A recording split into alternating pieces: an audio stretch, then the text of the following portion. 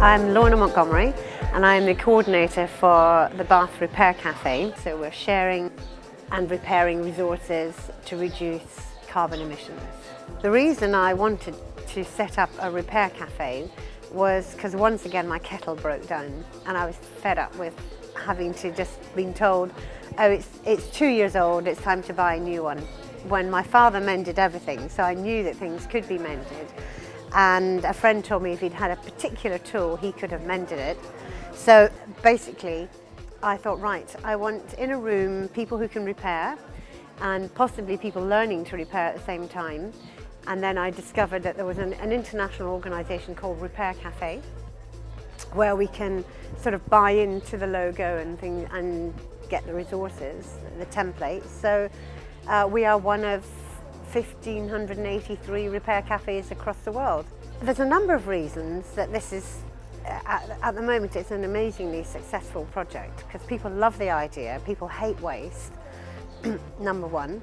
Two, we're using the skills of people that could be dying out in repairing. So we have a team of engineers, of seamstresses and so on. And one of those, well certainly at least one, they now feel useful. So some people have retired, they maybe have lost their spouse, and one lady in particular just didn't have any reason to get up. And now she does pretty much all my repair cafes and loves it. It's a social outing for her, and at the same time she's a fantastic seamstress, so people get things repaired very well. I'm Annie Legg and I'm co-founder of the DOT Project, and so what the DOT Project was set up to do was to really support primarily third sector organisations around the use of technology, so particularly around strengthening them as an organisation but also how to embed technology in the work that they do. Our real passion is around tech for social change, I suppose, and that's not necessarily really complicated emerging technologies. That can just be everything from websites to social media or internal kind of systems. The other hat that I have a real passion obviously around tech for good. So we launched a tech for good movement here in Bath probably beginning of last year, and it's part of a global network that really tries to grow collaboration between the tech sector and the non-profit sector. So creating a space where people can come together to sort of share case studies, share opportunities, share challenges, and really kind of cross-pollinate, if you like, between the skills and the gaps that exist. So we're around 400 members or so now, and it's really kind of morphed and found its own journey into what it is today, which is quite often focused around themes in the sector like mental health or young people, and we try to then curate a few case studies but also create the space for people to actually network and get to know each other and collaborate. It's like a volunteer network, but I guess it's also very embedded into our own organisation as the DOT Project. So we are set up as a social enterprise as the DOT Project. We're also a cooperative, and so running Tech for Good is also, the Tech for Good Bath movement is also part of our own social impact. So it kind of becomes a little bit murky on whether it's work or not, but yes, it is the volunteer time that we put into that. My name is Joanna Wright and I volunteer for Transition Lark Hall, which is a local community group that looks to help sustainable living and create resilience within communities in the cases of ecological change in weather and climate. So we try and do things that are issues globally but make them local. So one of the big issues where we are is pollution. So we've been doing a lot of work around that.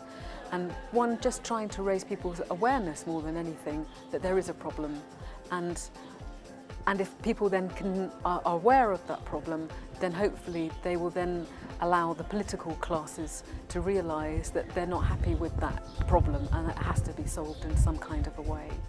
So one of the ways I've approached that is through being artistic, really.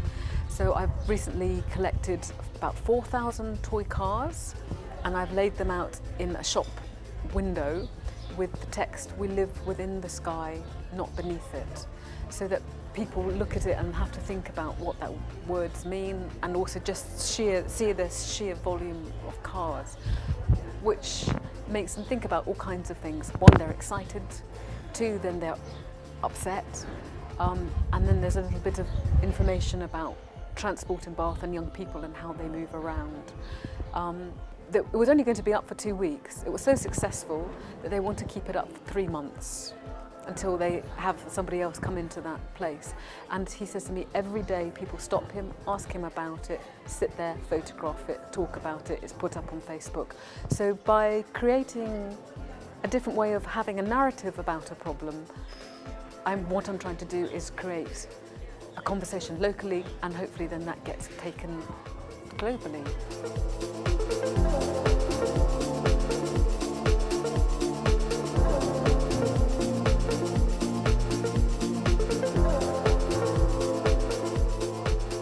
I'm Margie Isaac and I'm a founder member of Voices, and we are a small charity in Bath which supports domestic abuse and violence victims. The 4 founder members, we all experienced domestic abuse. We met on something called the Freedom Programme, which helps you to better understand what you've experienced. And it was through that we founded Seeds Bath originally, and had great help from Jan at the Southwest Foundation for that. She was absolutely amazing. And then we realised that if we wanted to impact for domestic abuse violence victims and survivors in our area, in the ways that we feel are right to help women to move forward and away from what they've experienced, to discover who they are, and actually that life can be fun and that they can learn to fly and not be crushed down anymore, that we needed to establish a charity, and so that is how Voices came about.